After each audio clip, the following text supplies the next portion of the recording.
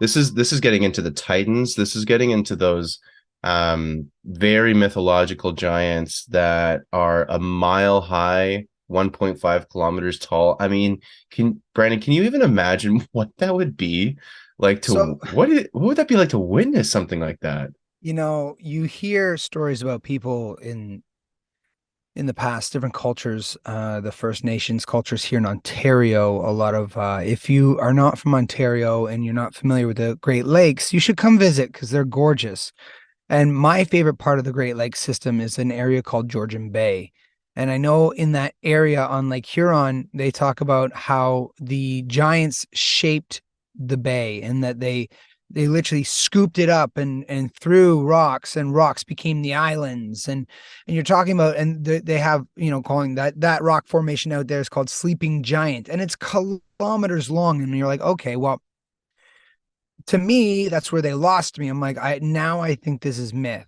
Until I started to hear about, the Hebrew references to massive giants, and you hear about more cultures talking about massive giants, and I'm going, well, if back in the day they're saying that giants could literally terraform the earth with their hands, and that seemed like it's such a great way to describe, geology, as we would say, academia might suggest. But to hear the fantastical version of it, well, it's kind of weird when it kind of gets cross culturally referenced. You know what I mean? That's so. If I could imagine that, yes, I could because I've heard those stories before. Yeah, I love it, Brandon. Absolutely. And this folklore of sleeping giants, these massive beings that then sort of almost solidify or fossilize into what we now could call a mountain or a hill or whatever. These stories go as far back as we know in our history and in time. So I think the questions just have to be asked: is that even possible? Another thing that Michael Tellinger gets into, and I might have to dive into this on another episode sometime, Yes, you're gonna say the trees. I know you're gonna the say the the trees. trees, the trees and mud fossils in general. Ooh, So the cool thing, the trees, for example, yes, ancient trees absolutely existed. Now, this isn't that crazy of an idea because let's be honest, like we already know through science, like back in the age of the dinosaurs, everything was bigger, right? Plant life was bigger, everything was larger. So it's not crazy to say like a billion years ago that everything was massive on this planet because it was. We already know this through mainstream science. So is it crazy to think that some of these flat top mountains that we look at, specifically, let's use the example of the one in Cape Town, South Africa, near Michael Tallinger, there's that flat top mountain, very famous just outside of Cape Town. Could that have been an ancient tree stump? When you look at it from afar and you juxtapose that with a tree stump, let's say maybe an old growth tree stump from where I am here in British Columbia, and you put them at the same like the same ratio to each other, they look identical. I mean, they literally look identical. And so what Michael gets into is this phenomenon that's not very well known, even among geologists. Oops, lost my light there. Is called mud fossilization. Mud fossilization is something that took me a while to wrap my head around, but I've actually started to understand it better now. And what that does is instead of slow fossilization that we're taught that happens over millions of years, there is the opportunity and there is the occasion where, let's say, a mudslide or certain minerals, let's say they're volcanic, they could be a whole mixture of things, happen, let's say during a catastrophe or something of some sorts, and then the mud fossilizes things around it. And then what you start to get are what look to us like rocks, except one of the major properties is that these things they ring like bells. And so there's these rocks all around South Africa that ring like bells that I got to see when I was down there. And we thought they were more resonant rocks, which they are.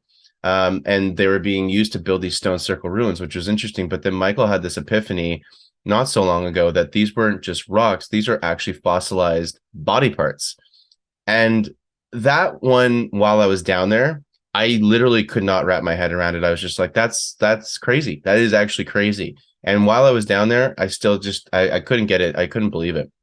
Now, a couple of years later, looking back at it, it's starting to make sense because these rocks do look quite particular. It's a pretty crazy rabbit hole because all of a sudden you start to realize that not all rocks, definitely not, but some of these ones specifically in South Africa are definitely not typical rocks, I'll put it that way, and they do look like body parts. And some of these body parts are like huge feet, femurs, hearts, organs, things like that. And when you look at the size of them, they're coming from beings that are, well, at least putting that myth to the test of these biblically mile high sized giants. Yeah, I was just, it's just when you hear about the story of the Titans and all these things and the Norse, and I know a lot of the creation myths and a lot of what they're saying is actually echoed in other cultures, but they talk about, the life trees or the tree of life or whatever that shoots up into the atmosphere basically.